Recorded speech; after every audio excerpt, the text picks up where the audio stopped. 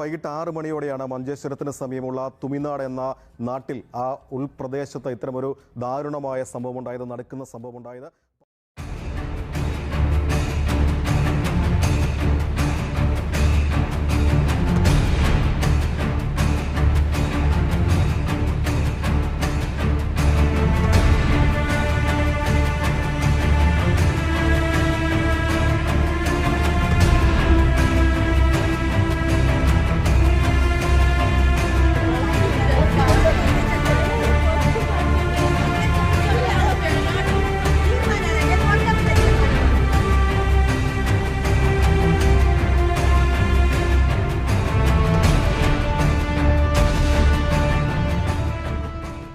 അസ്സലാമലൈക്കും, welcome back to Visal media. ഞാൻ ഫക്രുദ്ദീൻ പന്താവൂർ. ഇന്ന് 2 കാര്യങ്ങളാണ് പങ്കുവെക്കാനുള്ളത്. ഒന്ന്, അന്നം നൽകിയ പിതാവ് തന്നെ സ്വന്തം മകളുടെ ജീവൻ എടുത്തൊരു സംഭവം, അതും ബറാഅത്ത് രാവിൻ്റെ വിശുദ്ധമായൊരു ദിവസം. മനസാക്ഷി മരവിക്കുന്ന ഒരു സംഭവം.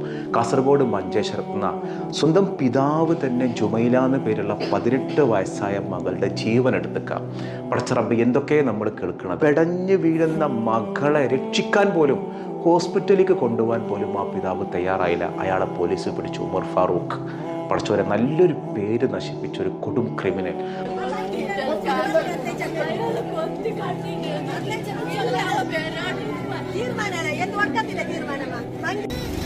ഇന്നത്തെ ഒരു ഇഷ്യൂ പറഞ്ഞാൽ ഞങ്ങൾ തൊട്ട അയൽവാസിയാണ്.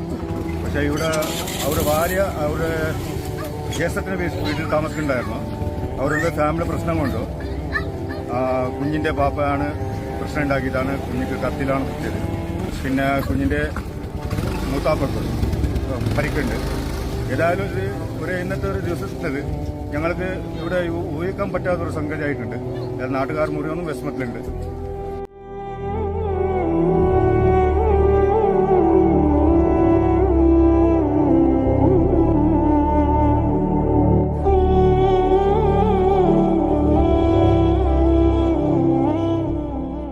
മറ്റൊരു സംഭവം പറയാനുള്ളത്, മുബഷിറ എന്ന് പേരുള്ള 24 വയസ്സുള്ള കണ്ണൂർ ഇരട്ടിയിലുള്ള ഒരു യുവതി ഭർത്താവിൻ്റെ സഹോദരിയുടെ വീട്ടിലേക്ക് വിരുന്ന് വന്നതായിരുന്നു. പാവം, 1.5 വയസ്സായ ഒരു കുഞ്ഞങ്ങാണ്ടുണ്ട്. പൊടുന്നനെ വിരുന്ന് വന്ന വീട്ടിൽ അവർ കുഴഞ്ഞു വീണു മരണപ്പെട്ടിരിക്കുന്നു.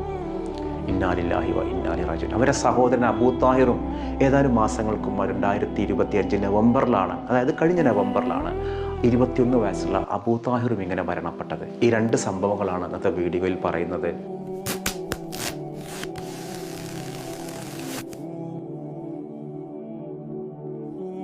ആ മകള് പിതാവും കുടുംബക്കാരും തമ്മിലുള്ള തർക്കത്തിനിടെ പിടിച്ചു മാറ്റാൻ വന്നതാ. പക്ഷെ ആ മകളുടെ കഴുത്തിലാണ് കത്തി കൊണ്ടത്. പിടയുന്ന ആ മകളെ ഹോസ്പിറ്റലിലേക്ക് കൊണ്ടുപോകാൻ പോലും ആ പിതാവ് തയ്യാറായില്ല എന്ന ലഹരിക്കടിമയായിരുന്നു ആ പിതാവ്. ആ 18 വയസ്സുള്ള ജുമൈല മാത്രമല്ല, ആ ബന്ധുവായ ഷെയ്ഖ് കുഞ്ഞോ, അങ്ങനെ എന്തോ ഒരു പേരാണ്, ഷെയ്ഖ് കുഞ്ഞു എന്നാണോ അതോ അയ്യൂബ് എന്നാണോ, ആ മനുഷ്യനും മരണപ്പെട്ടു എന്നുള്ളതാണ്. അദ്ദേഹം ഇന്ന് ചികിത്സയിലിരിക്കാൻ മരണപ്പെട്ടത്. ആ പെൺകുട്ടി കുത്തേറ്റ ഉടനെ തന്നെ ഹോസ്പിറ്റലിൽ കൊണ്ടുപോകുമ്പോഴേക്ക് മരണപ്പെട്ടിരുന്നു. ബറാഅത്ത് രാവിൻ്റെ വിശിഷ്ടമായ ദിവസമാണ് ഒരു നാടിനെ നടുക്കിയ ദുരന്തം. എന്താണ് ശരിക്കും അതിൽ സംഭവിച്ചത്? ലഹരിയാണോ, സ്വത്ത് തർക്കമാണോ, സ്വർണ്ണ പ്രശ്നമാണോ?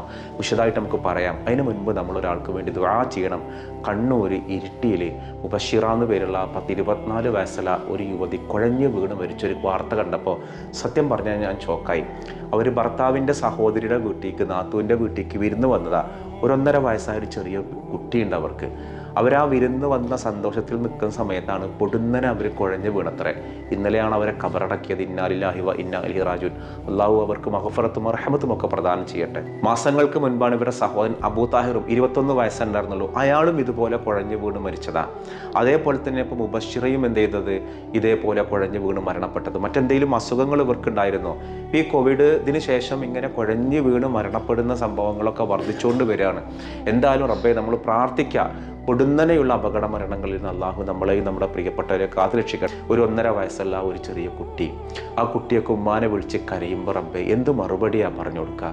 ഞാൻ ആ ഉമ്മാനെയും വാപ്പാനെ ആലോചിച്ചു. 2 മക്കളാണ് അവരുടെ അടുത്തടുത്ത മാസങ്ങളിൽ മരണപ്പെട്ടത് എന്നുള്ളതാണ്. ഇപ്പോൾ നമ്മുടെ വീഡിയോ കാണുന്ന ആർക്കെങ്കിലും കണ്ണൂർ ഇരട്ടിയിലുള്ള ഈ ഒരു കുടുംബത്തെക്കുറിച്ച് അറിയുന്ന ആളുകളുണ്ടെങ്കിൽ ഒന്ന് വിവരങ്ങൾ പങ്കുവെക്കാൻ മറക്കരുത്.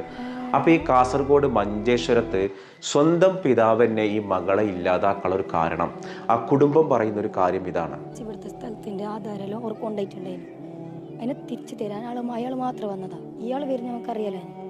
അയാൾ വന്ന് ഡോക്യുമെൻറ്റ്സ് ഞങ്ങളെ ഏൽപ്പിച്ച് വേണ്ട അയാൾ അമ്മൻ്റെ ചങ്ക് പിടിച്ച് ഷോള് പിടിച്ച് അപ്പം നമ്മൾ എല്ലാവരും ഉണ്ട് എല്ലാം തടഞ്ഞ് പൊക്കറ്റിൽ നിന്ന് ചാക്ക് എടുത്ത് വീശി എല്ലാം പിടിച്ച് അപ്പം എൻ്റെ കാരണം മൂത്തുണ്ട് അയാളെ കാലിലേക്ക് ഫസ്റ്റ് ഇട്ട് ചാക്ക് മീൻസ് നൈഫ് അത് കാലിലേക്ക് വിട്ട് ഓൾറെഡി അയാൾ പോയി ബോധം പോയി പിന്നെ പിന്നെ അയാൾ പെണ്ണുങ്ങളുണ്ടായത് ആ ഗ്യാപ്പിൽ ഓൾ എങ്ങനെ അടിയിൽ പോയി എന്നറിയാലോ അവൾ പോയതും ചങ്കിലേക്കാണ് ഇട്ടത് അപ്പോൾ അവൾ തായ് വീണിട്ടായി കൈക്കേ വീണു കുറേ നേരം ഉണ്ടായി പടുക്കുന്നുണ്ടായി ആരും എന്താക്കാൻ കഴിഞ്ഞിട്ട് സ്വന്തം ഉപ്പന്നെ ഉണ്ട് കൊണ്ട് ഹോസ്പിറ്റലിൽ കൊണ്ടുപോയി എന്തെങ്കിലും ആവട്ടെ അവിടെ നോക്കിയിട്ടിരുന്നത് ഒളിങ്ങനെ പെടുക്കുമ്പോക്ക് എന്താക്കാൻ കഴിഞ്ഞിട്ട്. ഇതിൽ മാധ്യമങ്ങളൊന്നും അധികം പറയാത്തൊരു കാര്യമുണ്ട്, എന്തുകൊണ്ടാണ് ഈ സ്വത്തിൻ്റെ തർക്കം ഉണ്ടായെന്നുള്ളത്. സത്യത്തിൽ ഈ ഉമർ ഫാറൂഖ് എന്ന പേരുള്ള ഈ മനുഷ്യൻക്ക് കുടുംബ സ്വത്തായിട്ട് ഭാഗിച്ച് കിട്ടിയ ഒരു 10 സെൻറ്റ് സ്ഥലമുണ്ട്. ആ സ്ഥലം നല്ല സമയത്ത് ഇയാൾ ഭാര്യയുടെ പേരിലേക്ക് മാറ്റി.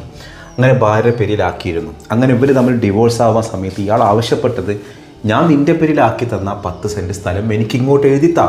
ഭാര്യയായിട്ടിരിക്കുന്ന സമയത്ത് ഭാര്യയുടെ പേരിലേക്ക് എഴുതി കൊടുത്ത 10 സെൻറ്റ് സ്ഥലം ഇയാൾ ഡിവോഴ്സ് ചെയ്യാൻ പോവുകയാണെങ്കിൽ അത് എൻ്റെ പേരിലേക്ക് ആക്കി തായോ എന്ന് ഉമർ ഫാറൂഖ് ആവശ്യപ്പെട്ടപ്പോൾ ഈ ഭാര്യയും ഭാര്യയുടെ സഹോദരിയൊക്കെ പറഞ്ഞത് ഒരിക്കലും തരില്ല, അത് മകളുടെ പഠനത്തിനും വേണ്ടി മകളുടെ പേരിലേക്ക് മാറ്റാൻ പോവുകയാണെന്നുള്ളത്. അപ്പോൾ നിയമപ്രകാരം അങ്ങനെ വല്ല വിഷയങ്ങളുണ്ടെങ്കിൽ അത് ഏകപക്ഷീയമായിട്ട് തീരുമാനിക്കും. വാശിയാണ് ഇവിടെ സംഭവിച്ചത്. ഈ ഒരു വാശിയാണ് ഈ മനുഷ്യനെ ഈ ഒരു ക്രൂരത ചെയ്യാൻ പ്രേരിപ്പിച്ചത്. ഉമർ ഫാറൂഖ് ആൾ ഗൾഫിലായിരുന്നു, കുറച്ച് മാസങ്ങൾക്ക് മുമ്പാണ് വന്നത്. അദ്ദേഹം ഭാര്യയുമായിട്ട് വലിയ പ്രശ്നത്തിലാണെന്ന് പറയാൻ കാരണം ലഹരിക്ക് അഡിക്റ്റാണ്. ഭാര്യ പരമാവധി പറഞ്ഞതാണ് ലഹരി നിന്ന് ഒഴിവാവാൻ, പക്ഷേ അയാൾ അതിൽ നിന്ന് പിന്മാറാൻ തയ്യാറുമല്ല. അങ്ങനെ ഡിവോഴ്സിൻ്റെ കാര്യങ്ങളൊക്കെ ആയിട്ട് മുന്നോട്ട് പോവുകയാണ്. ഈ ഭാര്യയും ഈ ഏക മകളായ മറിയം ജുമൈലയും നിൽക്കുന്നത് ഭാര്യയുടെ സഹോദരിയുടെ വീട്ടിലാണ് ഇവർ താമസം. അങ്ങനെ ഇവരെന്തോ ഇവരുടെ സ്വത്തുമായി ബന്ധപ്പെട്ട ഒരു തർക്കമുണ്ട്. ഇവരെ പറമ്പിൻ്റെ ആധാരം കൊണ്ടുതരാൻ വേണ്ടിയിട്ട് ഈ ഉമർ ഫാറൂഖിൻ്റെ സഹോദരൻ ആ വീട്ടിലേക്ക് വന്നു. പിന്നാലെ ആരും വന്നു, ഉമർ ഫാറൂഖും വന്നു.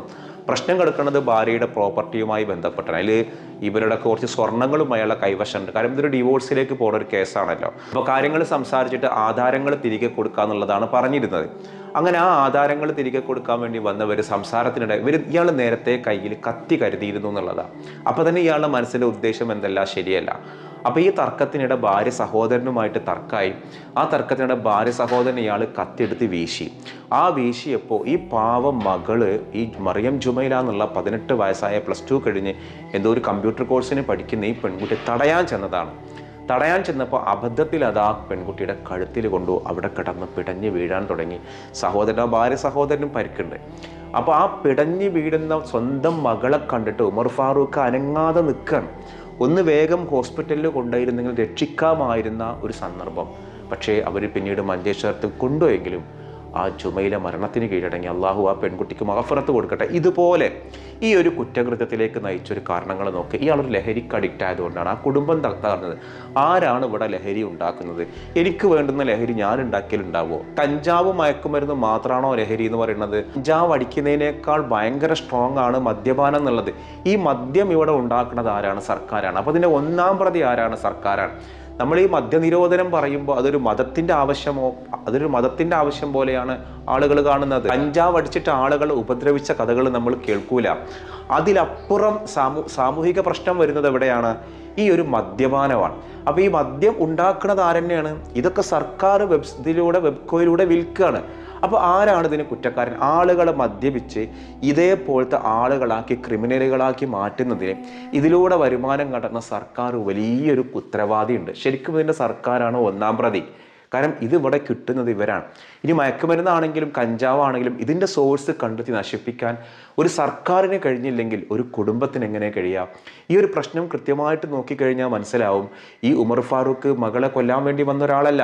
വിഷയം കിടക്കണം സ്വത്ത് തർക്കം. നമുക്ക് പരിഹരിക്കാവുന്ന പ്രശ്നങ്ങൾ നമ്മൾ സംസാരിച്ച് വഷളാക്കാം.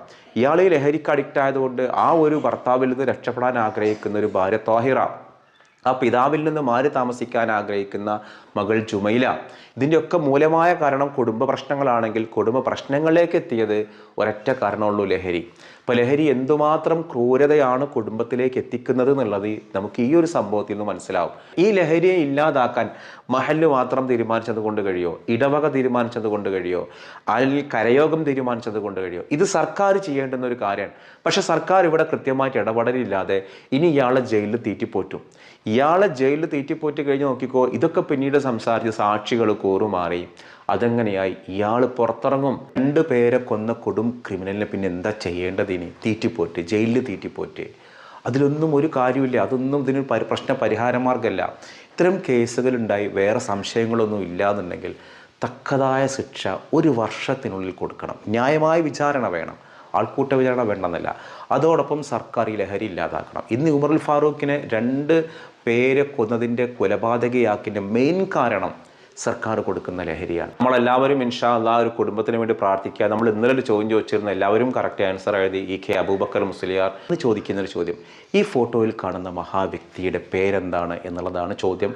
അതിൻ്റെ ഉത്തരവാണ് നിങ്ങൾ കമൻറ്റ് ചെയ്യേണ്ടത്. മറ്റൊരു ദിവസം മറ്റൊരു വീഡിയോയുമായി വീണ്ടും കാണാം. അസ്സലാമു അലൈക്കും.